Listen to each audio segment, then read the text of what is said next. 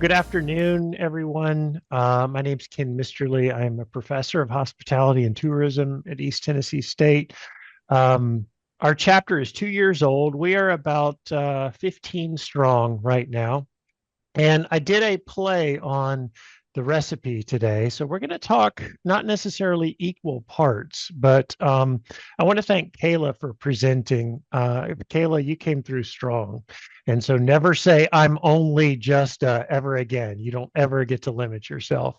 And Jason, I completely agree on trust. I share with our students that you're always building on your credibility, and every time you show up prepared, it just builds that even more.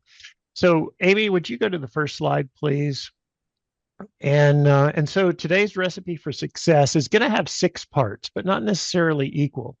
But the first part you need is a group of engaged students. And so these are some photos of our club at East Tennessee State, and we cover the content. We need people who want to talk about things. And yes, our club is focused on a greater industry. We talk about over tourism in some high destination areas. We talk about hospitality career paths. We talk about income earning potential. I've gone from hotels to conference centers to large dining contracts to running food all over the U.S. and now I teach. And no one could have mapped that when I was in college. It just happens. Jason said, it's your reputation that speaks before you. Every role I've been promoted to, my reputation has gotten the role. We talk about the transferable skills like communication and professionalism. And professionalism is writing, professionalism is accountability, professionalism is communication and proactive communication. And we talk about conflict resolution. And we do the nuts and the bolts, the financial acumen, the operational acumen. And we do one part of that. We don't do all the time that, but we have to have the competence. And so you see photos of us doing our thing. So, Amy, would you go to the next stage? Sure.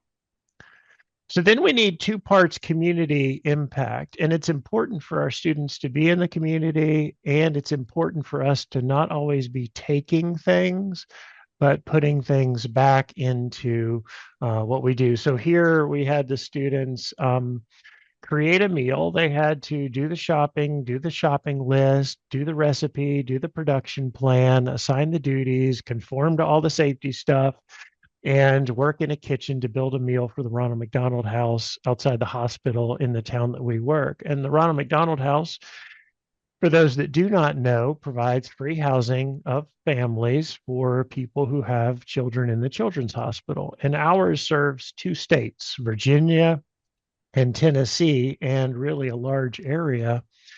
And it's important for the You going to students to archive? connect. Me over here pausing it like I can. I'm so sorry. Maybe we can. Yeah, perfect. Keep going. Oh, Ken, I think you got muted. There we go. Okay, Perfect. I Back am on the back. road. Back on Testing. the road. Yes, you're good. All right.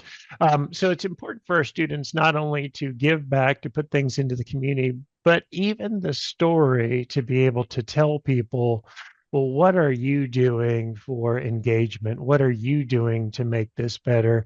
To be able to talk about, all the little things, cutting, chopping, stirring, frying, baking for the Ronald McDonald House. And so, Amy, if you would just go forward one slide, I'm hoping the video in the middle just plays. It did not. So anyway, but the point is you have to create opportunities for bonding. And there's no better way than to get people together with knives and cooking things and food and then wait time while things are baking and going through just to share. The second part, again, you need 2 parts community impact. What you're seeing here is a Tennessee culinary challenge of high schools who have culinary teams that came together to a group during career day to compete. And they're competing in front of a group of 400 of their peers from 8 different schools. So our club got to present some of the educational content, but then we also got to judge, the appetizer, the entree, the dessert, the soup, all of these things for these high school teams as part of our way of giving back. Next slide, please. But you need three parts of fun and activity. So you need one part education, two parts giving back, and then you need the most activities for a great recipe. And so at Christmas, our club went to Bristol Motor Speedway and we toured Speedway and Lights, and they had a whole display of ETSU out. So we went out, we went through the carnival rides, we had a great time. Next slide, please. Then we toured this spring a vineyard and a railroad museum. And so we got to tour the vineyard. For my students who were over 21, we had a sampling of wine. We got to go through the railroad museum and see this display of just old logs from the railroad history in the area.